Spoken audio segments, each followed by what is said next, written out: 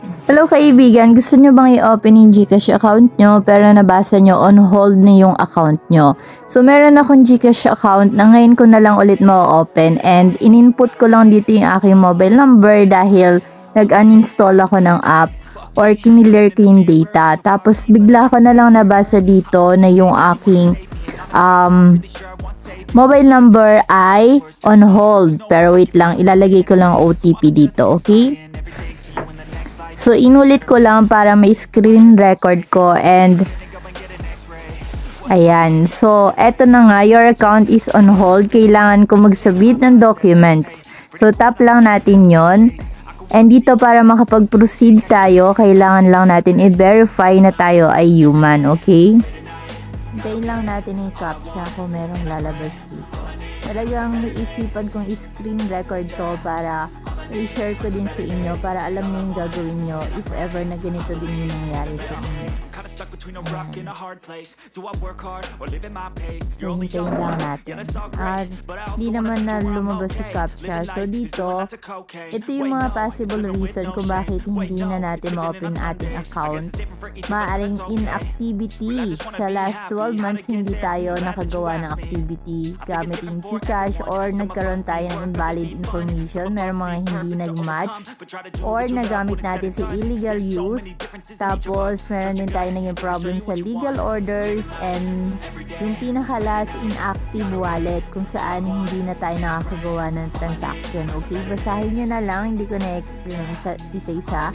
So dito, para maayos natin ang ating account, ito yung mga pwede natin gawin. Pwede tayo mag-chat kay Gigi or pwede na natin i-tap dito, click here to submit dahil magsasubmit tayo ng documents na magpapatunay na sa atin nga yung account na gusto natin i-access. So, andito yung mga kakailanganin natin, yung photos ng ating 2 valid government ID, selfie with the ID, tapos yung screenshot ng ating settings, kung saan makikita yung ating mobile number na nakaregister dun sa ating account na gustong i-access. So, tap na natin click here to submit. And, eto pa yung mga dapat natin sagutan. So, pwede nyo i-stop na lang yung ating video para makita nyo yung mga dapat nyo ihanda. So, yung email address natin dun sa ating account and marami pang iba, okay? So, kung meron kayong hindi naiintindihan dito or hindi nyo alam yung isasagot nyo, ilagay nyo na lang yun sa ating comment section at bibigyan namin agad ng kasagutan yan. Okay, so dito meron naman ng yes or no, meron naman arrow sa mga gilid nila, dun kayo hahanap ng sagot. Okay, tapos yung pinakadulo kasi nito, palagi naman meron ditong additional information kung saan mag-a-add tayo ng mga gusto pa natin sabihin. Pero ito pala mga box na nakikita nyo, i-check nyo yan dahil yan yung mga kailangan natin i-send sa kanila. Proof of billing, ito yung maaring electric bill, tapos bank with relationship, kung halimbawa meron kang GSave, tapos nilink mo sa ibang banks, katulad ng CIMB, yun. So, ayan, kailangan natin lahat i-provide yan. Tapos, dito natin yan i-send sa add file.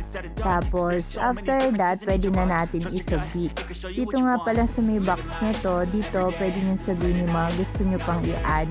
For example, kung gano'n nyo na ba katagal hindi na-open yung Gcash account nyo or nagulat kayo dahil wala naman sa mga nabanggit na possible reason kung bakit na-on hold yung account nyo, tapos bigla nyo na lang nakita yan.